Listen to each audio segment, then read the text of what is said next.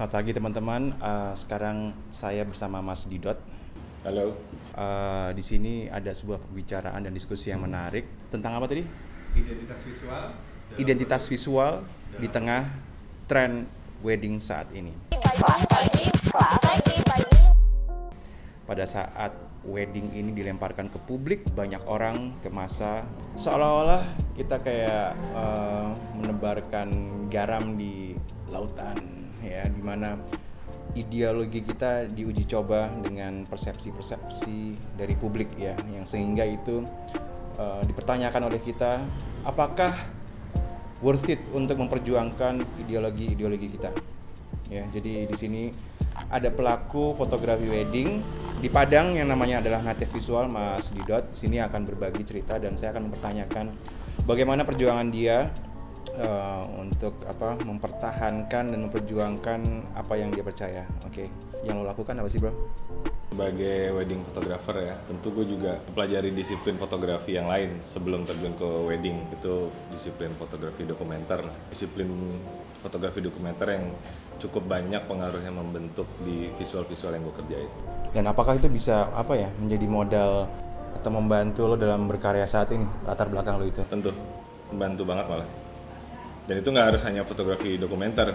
Saya teman-teman yang punya passion di fotografi fashion kah atau fotografi yang lain, dan itu bisa diterapkan di bisnis fotografi masing-masing. Nah, di sini menjadi satu pertanyaan untuk gue ya, bahwa apa yang lo kerjakan itu yang wedding lo kerjakan, kayak yang lo kerjakan seperti apa sih? So far yang gue kerjain adalah bagaimana tetap memperjuangkan konten visual gue yang relate dengan klien gue tersebut. Jadi gue merasa ada dua pilihan ketika setiap bertemu dengan klien gitu. Pilihan pertama, kalau bisa gue memperjuangkan bagaimana siapakah klien gue sebenarnya, dan ada upaya gue untuk merepresentatifkan melalui foto. Tapi kalaupun pada akhirnya agak kesulitan, ya akan berujung di hanya sebatas visual. Banyak orang yang bertanya ke saya bahwa Pak bagaimana memperjuangkan idealisme atau ideologi itu. Nah, menurut saya itu satunya itu adalah bagaimana kamu mewacanakan atau percaya akan apa yang kamu buat, atas dasar apa, cerita-cerita apa yang akan kamu buat. Bukan sekedar membuat karya yang bagus saja atau beridealisme. Sekarang, apakah setiap orang yang beridealisme itu memiliki cerita atau kepercayaan yang kuat? Saya coba tanyakan ke Didot, yang kamu kerjakan ini itu atas dasar apa sih?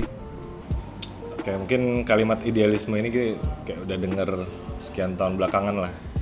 Dan pada akhirnya saya berhenti di bagaimana yang justru yang ideal untuk diriku sebagai pelaku fotonya dan klien yang terlibat. Yang kamu perjuangkan apa? Cerita-cerita yang kamu hadirkan itu apa sih sebenarnya? Justru cerita bukan tentang fotografernya lagi, tapi justru lebih ke sesederhana kliennya siapa, dan sesederhana hobinya apa, atau hobi makan apa, atau pekerjaannya apa. Dan itu yang selalu gue upayakan, bagaimana ya membumikannya menjadi sebuah visual yang dapat dinikmati sama spektrum yang lumayan lebar. Nah, kalau misalkan saya perhatikan, native visual itu adalah mengerjakan hal-hal dan mengangkat hal-hal lokal. Benar. Ya. Mas Didot ini dari Padang dan Minang ya. Minang. Adat Minang ya, yang diangkat tengah arus informasi yang ada sekarang, bahwa kayak banyak orang ingin menjadi orang lain, kayak yang namanya Jakarta sentris, atau yang di Jakarta melihat ke arah luar, ke Amerika, ke Eropa, kayak gitu kan, pasti kayak orang merujuknya selalu kayak gitu. Misalkan yang di daerah melihat di Jakarta, yang di Jakarta melihat keluar Jakarta, yang tren yang sedang terjadi. Nah, tetapi di sini menariknya adalah ada sebuah kelokalan yang dipertahankan oleh native visual, dan yang lo percaya tentang kelokalan itu apa menurut lo? Mungkin alasannya kenapa gue bertahan dengan gaya visual tersebut, gue merasa kurang cocok sih untuk dibuat seperti arah fotografi pernikahan luar ya. Jadi gue melihat peluangnya kalau enggak. Kenapa nggak cocok? Ya karena kayak dari makanannya udah beda, dari berpakaiannya sudah beda, terus dari budaya dan adatnya sudah jauh beda. Tapi apakah misalkan yang di Padang ya, kayak banyak orang-orang yang juga merujuk ke arah Jakarta? Ya tentu. Dan sering nggak sih kayak klien-klien lo itu kayak pengen dibuatin seperti ini dong, kayak mereka ngasih reference yang memang itu dihadirkan dari informasi yang ada dari pusat. Tentu. Dan bahkan gue selalu mempertanyakan sih, lu mau difoto kayak gimana sih sebenarnya awalnya. Tapi entah bagaimana caranya yang gue nggak bisa menjelaskannya. Gue ada upaya untuk mentwist itu agar tetap sesuai dengan ideologi yang gue percaya, dan itu pun cocok sama klien gue. Gue belum puas dengan jawaban lo bahwa gue pengen tahu lo percaya akan apa sih sebenarnya dalam fotografi ya? Enggak, bukan hanya di fotografi, tapi menurut gue ideologi hidup lo itu akan selaras dengan apa yang lo kerjakan. Lo sempet, gue ingat lo sempet nanya ini juga, dan berulang kali gue percaya dengan keseimbangan. Jelaskan. Percaya dengan keseimbangan maksudnya adalah tidak terlalu tinggi dan tidak terlalu biasa juga ya. Secara konkretnya bagaimana? Misalkan di dalam apa yang lo kerjakan di Native Visual. Apa ya, sesederhana mungkin kalau memotret cenderung yang nggak terlalu over the top lah secara visual. Maksudnya yang masih normal tapi masih punya punch di visualnya. Bagaimana tipikal klien gue pun yang nggak terlalu, gue nggak dipaksa untuk membuat sesuatu yang glamor banget gitu, tapi gue juga nggak bisa juga untuk membuat terlalu biasa banget pun nggak bisa. Jadi gue memilih untuk pas pada porsinya, tapi juga punya kick tersendiri di visual. Gue belum puas karena lo belajar tentang storytelling, jurnalistik ya. Karena di sini gue akan menanyakan hal yang lebih detail lagi. Lo ngomong minum nggak bang? Lebih detail lagi. Teman-teman di sini butuh satu hal yang konkret ya, konkret tentang apa yang lo lakukan. Menurutmu bagaimana Gun? Bener nggak sih kayak gue belum menemukan satu yang konkret secara, dia tahu tapi kayak bagaimana cara menceritakannya masih belum harus gue gali lagi. Kalau menurutku gini sih Pak, Native Visual itu kan secara geografis ada di luar Jakarta, ya kan? Secara geografis ada di luar Jakarta. Mungkin di Dot pingin membuat satu ciri khas atau karakter dari apa yang dia kerjakan gitu, karena dia berangkatnya dari disiplin ilmu fotografi dokumenter. Menurutku itu kan ada satu kekhasan cerita. Mungkin kalau di dokumenter isunya satu gitu ya, tapi cara melihatnya bisa dari berbagai sudut pandang gitu. Makanya di Dot berangkat dari situ gitu. Ketika dia saat melihat, oh ini ada pasangan yang ingin didokumentasikan untuk momen terbesar dalam hidupnya, aku harus menggali dari sisi mana nih agar mendapatkan cerita dan visual yang kuat. Menurut saya sih kayak gitu. Itu yang dilakukan sama di Dot gitu. Artinya kita nggak lagi melihat bahwa fotografi pernikahan itu nggak cuma dokumentasi, tapi menggali ke cerita si subjeknya ini gitu, dan itu ditampilkan. Menurut saya sih itu gitu. Makanya kalau di Dot bilang kepercayaannya apa, menurutku di Dot Native Visual pengen keluar dari medan yang maksudnya apa ya, arena yang menurut dia harus muncul, karena itu kan kembali lagi ke sustainability bisnisnya gitu. Ketika brandingnya bagus, punya karakter, ya saya pikir itu akan punya nafas yang panjang sih gitu. Jadi kaitannya sama itu gitu, karena menurutku nggak semata-mata punya identitas visual doang ya, tapi kita harus juga membuka spektrum tentang bahwa ini ya bisnis gitu. Dalam bisnis kita butuh persaingan. Nah di dalam persaingan itu kita harus punya apa? Dalam nih? bisnis bukan butuh persaingan, pasti ada persaingan. Pasti ada persaingan. Nah di dalam persaingan itu kita punya amunisi apa nih gitu? Gue mungkin bisa nambahin ya, bukan hanya sekedar visual yang kuat ya, tapi visual yang punya fungsi untuk jangka panjang nantinya. Karena kan tipikal klien di industri foto pernikahan kan adalah sekali purchasing gitu, sekali beli, dan itu untuk lifetime dia pada akhirnya. Entah mungkin di fungsinya akan kerasa sekitar 10 atau 20 tahun lagi gitu. Ya berarti bagi gue bukan hanya menampilkan visual yang kuat, tapi juga berfungsi. Nah itu tantangannya malah. Bisa jadi ada pertanyaan, kok di foto ini foto saya blur ya? Atau, ya bisa jadi ada pertanyaan itu, ini siapa? Atau kenapa gua kayak gini ya dulu? Nah itu kan bisa jadi pertanyaan baru, persoalan baru lah istilahnya.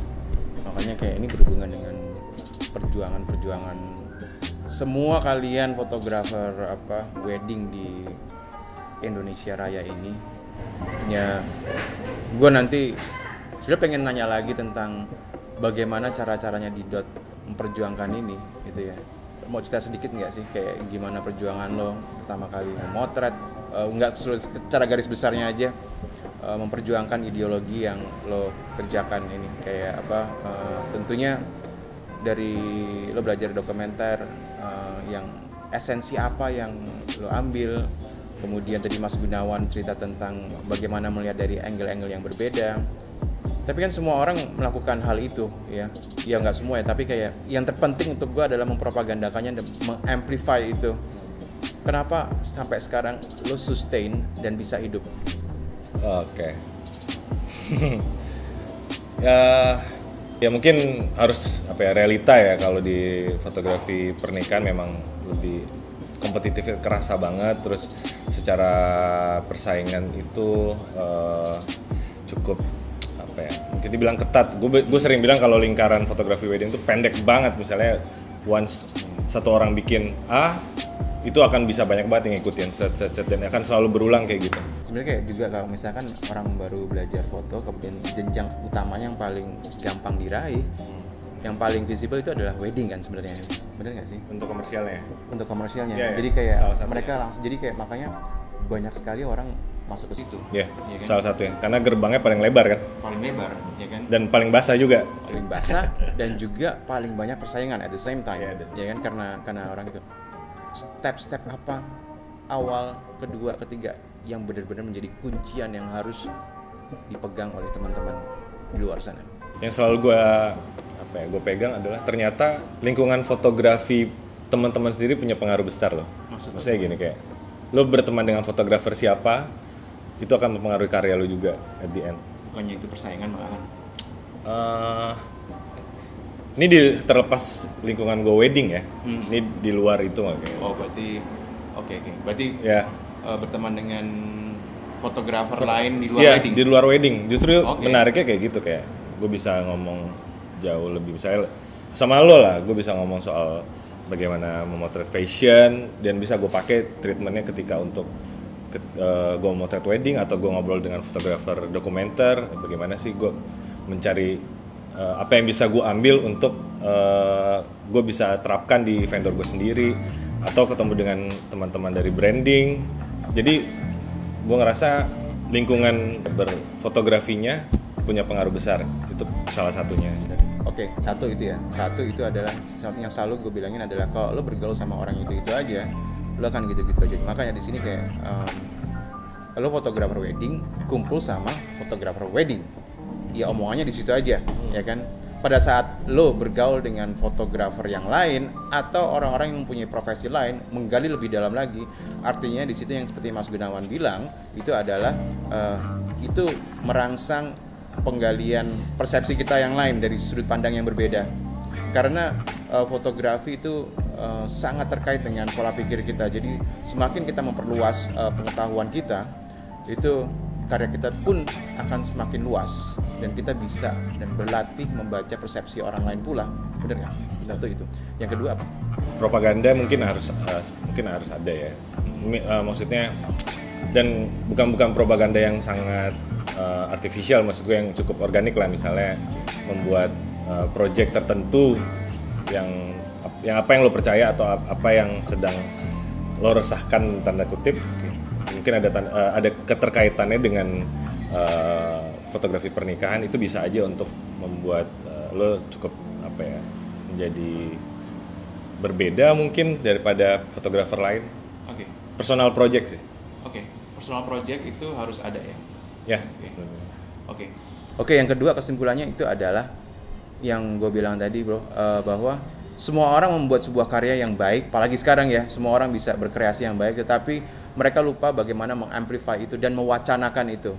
Mewacanakan itu artinya menjelaskan, dari sesimpel adalah membuat caption, ya, membuat caption apa yang lo mau katakan, karena pada saat visual itu hadir, itu interpretasi orang itu macam-macam. Visual itu adalah meluaskan interpretasi kita, tetapi coba kita batasi dengan sebuah cerita caption di mana itu bisa diterjemahkan sama publik ya. Terjemahkan dengan pola-pola pikir yang juga sebenarnya membebaskan. Caption itu membatasi, tetapi juga at the same time secara bersamaan itu juga memperluas interpretasi orang. Jadi interpretasinya itu dibatasi dan ditajamkan menurut saya. Dan itu bisa diwacanakan orang lain juga. Jadi katakan Didot membuat sebuah foto, kemudian memberikan sebuah cerita di situ. Nah, setiap orang ini juga bisa membagi dan merespon pemikiran si Didot ini. Yang utama sekarang itu adalah bukan bagaimana kita melontarkan karya kita, tapi bagaimana engagement atau interpretasi itu didiskusikan. Nah, ya makanya gue bilang sih, bagaimana karya kita bisa didiskusikan secara lebih smart lagi sih, itu adalah dengan membuat wacana-wacana tertentu gitu. Apa ya? Konsisten mungkin klise ya, tapi ternyata itu gede banget ngaruhnya. Dan konsisten maksud gue adalah juga konsisten dengan kepercayaanmu sendiri gitu. Kuat dengan semacam punya benteng gitu. Di tengah-tengah kayak kan visual tuh banyak banget kan. Apakah ini akan cocok nih gue aplikasikan ke klien gue atau ke diri gue dulu? Kalaupun nggak bisa, gue nggak akan maksain. Dan apakah ini akan berfungsi pada akhirnya kalau dengan gaya visual yang seperti ini? Kalau enggak, gue juga nggak akan melakukan itu. Gue akan tetap berada di kepercayaan gue, itu cara berpikirnya kah atau cara memotretnya. Tapi tentu dengan dibarengi bahasa yang global ya, supaya juga nggak ketinggalan banget di tengah-tengah industri foto wedding yang riuh lah. Kalau gue simpulkan, itu adalah konsistensi. Apa yang membuat kita konsistensi? Karena kita percaya. Kalau kita percaya, gue yakin lu akan konsisten, ya kan? Berikutnya itu adalah bagaimana tadi Mas Didot mengatakan bicara dengan bahasa global. Ini penting banget.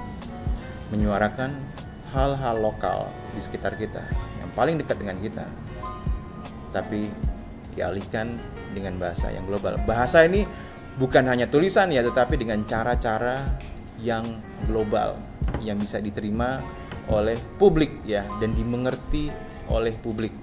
Ini menjadi hal penting bagaimana kita bisa mengamplify dan meluaskan lingkaran yang kita tuju. Itu sih, benar nggak sih? Ngomong itu? Ya, benar. Benar ya. Apalagi buat gue yang di daerah ya. Jadi rasanya tuh penting juga punya bahasa yang sefrekuensi lah, setidaknya dengan teman kayak market di sini atau teman-teman pelaku di Jakarta. Kalau mungkin bagi kita hal yang biasa ya, tapi kalau kita pakai kacamata di luar daerah kita, harusnya itu jadi hal yang sangat menarik sih. Jangan ceritakan cerita orang lain, tapi ceritakanlah cerita dirimu sendiri, hal yang lokal, ya kan, bener nggak? Cerita diri kalian itu adalah apa? Misalkan Mas Didot menceritakan hal-hal Minang, apa yang ada di sekeliling dia dari Padang, yang menurut saya sini akan jadi seksi banget untuk orang-orang di luar Padang, di Jakarta, mau di Makassar, di Irian, orang jadi tahu dengan membawa dengan cara yang global, orang yang dari luar negeri juga bisa tahu, sehingga itu menjadi satu kekuatan tersendiri menurut gue sih. Terima kasih and bakar, selamat pagi.